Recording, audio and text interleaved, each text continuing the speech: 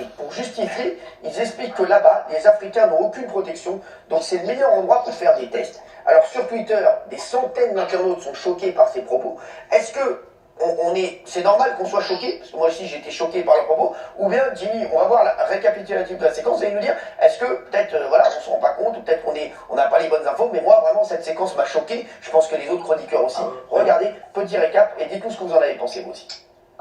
Si je peux être provocateur, est-ce qu'on ne devrait pas faire cette étude en Afrique, où il n'y a pas de masque, pas de traitement, pas de réanimation, un peu comme c'est fait d'ailleurs pour certaines études dans le sida, où chez les prostituées, on essaye des choses parce qu'on sait elles sont hautement exposées et elles ne se protègent pas. Qu'est-ce que vous en pensez ? Alors vous avez raison, et d'ailleurs on est en train de réfléchir en parallèle à une étude en Afrique justement pour faire ce même type d'approche avec le BCG, un placebo. Je pense qu'il y a un appel d'offres qui est sorti, il va sortir, et je pense qu'on va en effet sérieusement réfléchir à ça aussi. Ça n'empêche pas qu'en parallèle on puisse réfléchir à une étude aussi en Europe et en Australie. Alors, des médecins affirment qu'il faut tester le vaccin en Afrique. Vous avez vu cet extrait, hein, voilà, quand je voulais absolument vous montrer. On a le docteur Marty qui est avec nous. Merci, docteur Marty, d'être là. Bonsoir. Merci beaucoup. Il y a plein de gens qui ont été choqués par cette séquence. Qu'est-ce que vous dites, Jérôme Marty, là-dessus? Qu'on peut être que choqué. Ah, d'accord, on peut être choqué. Donc, on n'est pas fou. Non, Ah, d'accord, on n'est pas fou. Non, D'accord, très bien. Donc, c'est vrai que c'est assez choquant comme propos. Jimmy, qu'est-ce que t'en penses, toi? Écoutez, c'est vrai que c'est un peu dramatique parce qu'il y a plein d'erreurs qui ont été commises. Alors, de façon consciente ou inconsciente, je ne sais pas. Lorsque on met sur le même tableau l'Afrique, les prostituées, le sida, des tests et qu'on parle d'appel d'offres, on se dit mais est-ce qu'on parle de marchandises, d'hommes? Est-ce qu'on aurait pu, au moment où on se dit qu'il n'y a pas de moyens pour l'Afrique, au lieu de se dire qu'on va tester en Afrique, on va peut-être les aider, peut-être qu'on va leur envoyer des masques, peut-être qu'on va, une fois que l'épidémie est passée, leur envoyer des équipements.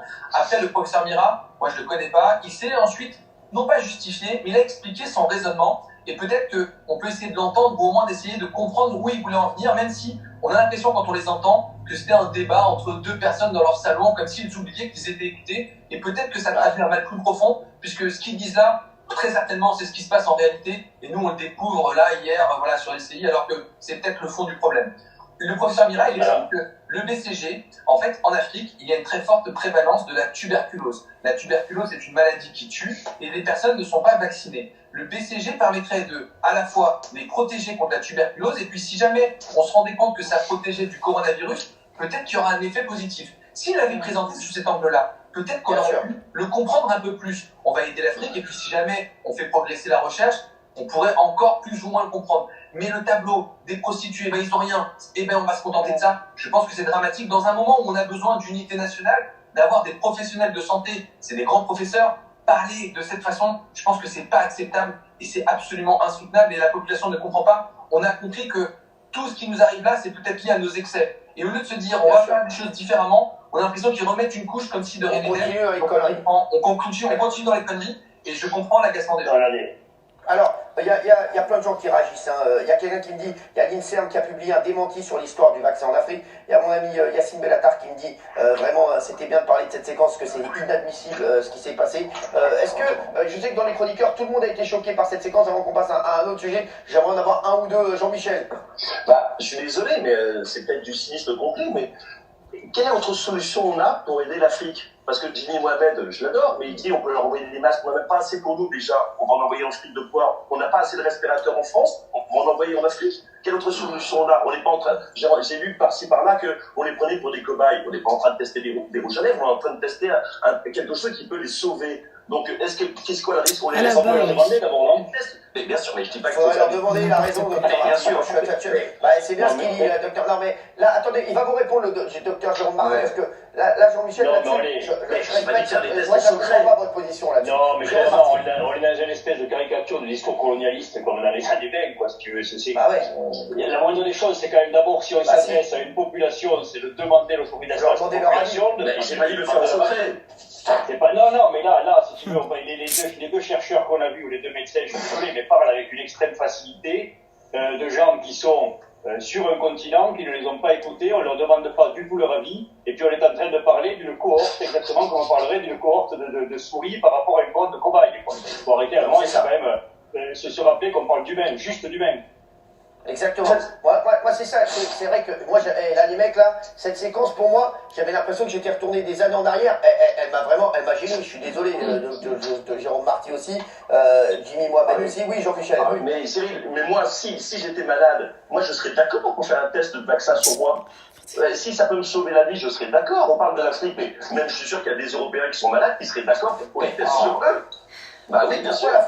Pourquoi l'Afrique? Parce que l'Afrique, ils ont beaucoup moins de moyens de respirateurs, de masques, de moyens pour s'en sortir. Donc évidemment, c'est une manière de les aider. J'ai pas dit de faire en secret. À partir du moment où ils sont d'accord. Moi, parler de ça comme parler d'Afrique et des Africains comme des cobayes, je suis désolé. Mais on n'a pas dit cobaye. Voilà. Qui a dit cobaye?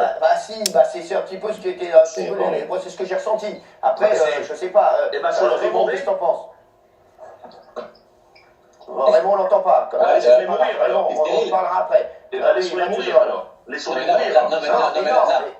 On a dit. Vraiment, quand je connais ton intelligence, mais ton cynisme est très étonnant. Parce que là, en fait, ce que ça laisse entendre, ce que ces professeurs laissent entendre, c'est que de toute manière, prostitués ou africains, ils sont condamnés. Pauvres dans leur profession, dans un cas par le sida et dans l'autre cas parce qu'ils sont en Afrique et qu'il n'y a pas d'argent. Condamnés pour condamner, essayons des choses. Mais c'est horrible cette manière de faire les choses. C'est horrible. Je ne comprends même pas, Jean-Mi, comment tu peux trouver ça. C'est 1% justifiable dans le raisonnement. Mathieu, on n'est pas en train de dire, on n'est pas en train de dire testons quelque chose. Le seul risque qu'il y a, c'est où ça marche pas. Ça va pas les tuer. Testons-le chez nous. Je suis d'accord pour qu'on le teste chez nous. Je suis d'accord. Je veux bien le tester moi-même. Mais bien sûr, je suis d'accord pour le test chez nous. Moi, je trouve que c'est très très long la recherche. On prend des tests interminables. Il y a une urgence. Testons les tests, testons tout de suite sur les humains. Et comme c'est long, du coup, ça y est.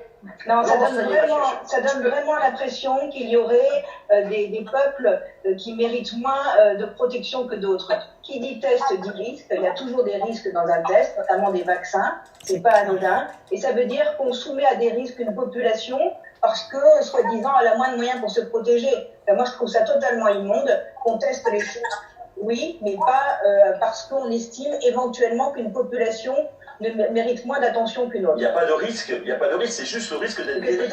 Mais bien sûr que si, dans tout test, il y a des... j'ai envie de rentrer dans la télé, c'est pas possible. Jérôme Marty, il y a des risques.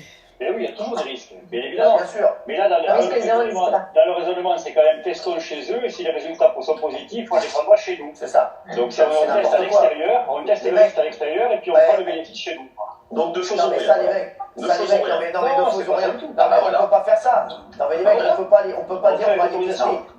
On va en faire avec l'autorisation, on peut pas prendre les gens pour des cobayes, je suis désolé. On leur a dit déjà. Bah oui, c'est ça. Franchement, c'est pas. Non, mais je suis désolé, les gars. Non, mais arrêtez. On peut pas dire ça. Regardez sur Twitter.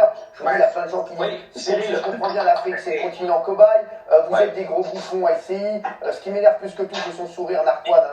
Bon, voilà, c'est tenir ce genre de propos. Et monstrueux, oui. C'est peut-être monstrueux, mais moi, je me suis un tout petit peu documenté aujourd'hui. J'ai été regardé sur un site qui s'appelle Jeune Afrique. C'est un site même africain. Et il y a 24 pays africains qui sont déjà déclarés volontaires pour faire des tests. 24 pays en Afrique. Ils sont volontaires. Si c'est ça ou crever, ils sont d'accord pour tester. Bah, excuse-moi, mais ils sont décidés. Jimmy Mohamed. Non, mais ils acceptent pourquoi? Parce qu'ils sont au pied du mur. On n'a pas d'alternative proposée. Si on leur proposait une aide financière, un soutien. Oui, il faut enregistrer, la partager.